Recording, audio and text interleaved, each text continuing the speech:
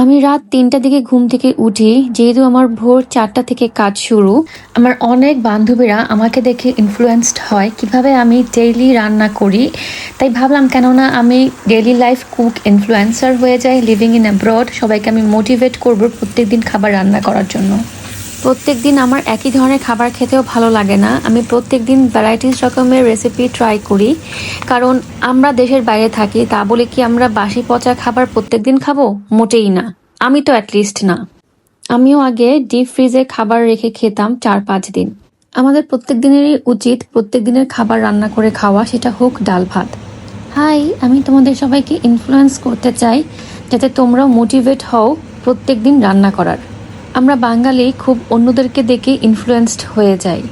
আমি এখানে মাছের মাথা দিয়ে মুগ ডাল রান্না করেছি, আর লাস্টে লেমন জেস্ট আর ধইনা পাতা স্মেল আর স্বাদ দুটাই দ্বিগুণ বাড়িয়ে দিয়েছে।